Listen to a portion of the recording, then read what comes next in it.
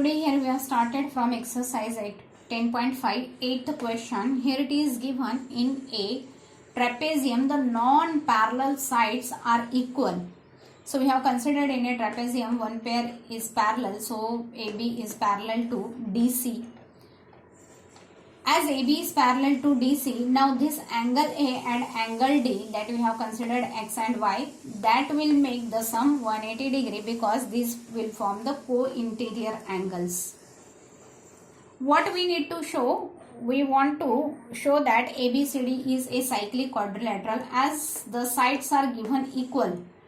This will be a isosceles trapezium. Now for this we are going to do the construction, that is we have drawn a perpendicular from point A and B on the next parallel line. So distance between the two parallel lines are equal and hence we can say that the perpendiculars AM will be equal to BN. Now then we have considered these two triangles. In these two triangles angle M is equal to angle N, both are 90 degree by construction. AD is equal to BC, that is given, and the length of perpendiculars between two parallels that will be equal, and hence we can say that these two triangles are congruent by RHS. Okay, if they are congruent then their corresponding parts must be equal. It means angle D should be equal to angle C. Okay. But now already we have written angle D plus angle A is equal to 180 degree, and now we have shown angle D is equal to angle C. So we can write down that angle A plus angle C is equal to 180 degree. Similarly, we can show that angle B is equal to angle D, that is equal to 180 degree. Now here we can see both the pair of opposite angles are supplementary and hence it is a cyclic quadrilateral. Okay. Now in ninth question, two circles are given, they are intersecting. These circles are intersecting at point B, and through the B, PQ is drawn and AD is drawn. It means PQ and AD are intersecting at point B. So angle PBA and angle DBQ, these will be the vertically opposite angles and these are equal. Now we are going to see this angle PBA, that will be angle PCA because these are the two angles in the same segment. Okay, common segment will be PA and hence they will be equal. Now further in this circle, if you are going to see, we will get angle DBQ and angle DCQ, they will be equal because they are the angles in the same segment. Now this angle is equal to this angle, this is equal to this is equal to this. So ultimately we can say that the angle PCA, that is equal to angle DCQ, and that is only we want to show. Now next here in question 10th, it is given that two circles are there on the side AB and BC in such a way that AB and BC are the diameters. Okay, so first we have drawn a triangle and we have taken AB as a diameter and completed the circle. Then we have taken BC as a diameter, completed the circle.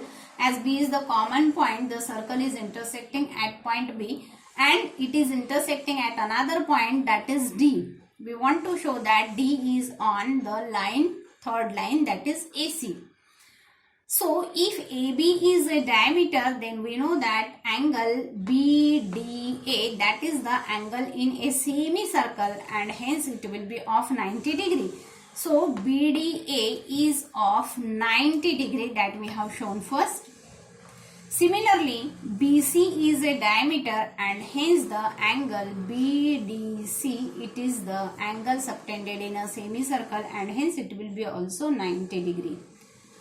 Now then we can add these two angles so that we will get 180 degree and hence we can say that ADC is nothing but a line.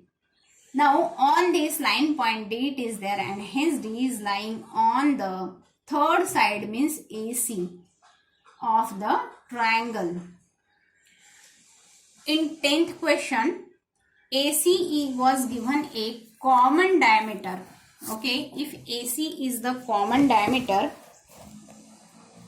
for the two right angles, and right angles given ABC and ADC, these are the two right angles are given here, and AC is the common diameter. Now we can say then angle B plus angle D is equal to 180 degree, and in this quadrilateral similarly angles A and angle C will be equal to 180 degree, as both the pair of the opposite angles are supplementary, and hence we can say that it is a cyclic quadrilateral.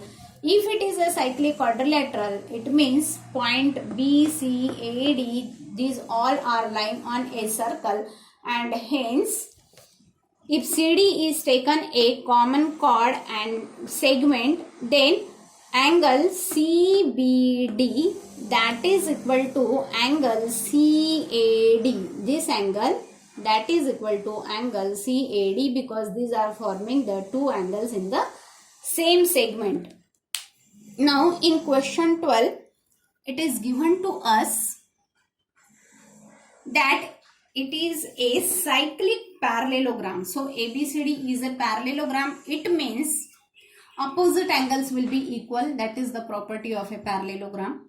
It is given a cyclic also. It means opposite angles sum is equal to 180 degree. Now from both these statements we can say that angle A is equal to angle C is equal to angle B is equal to angle D, that is equal to 90 degree. Here we have shown all the angles of the parallelogram is equal to 90 degree. If in a parallelogram any angle is of 90 degree, then it is a rectangle, and hence the given cyclic parallelogram is a rectangle.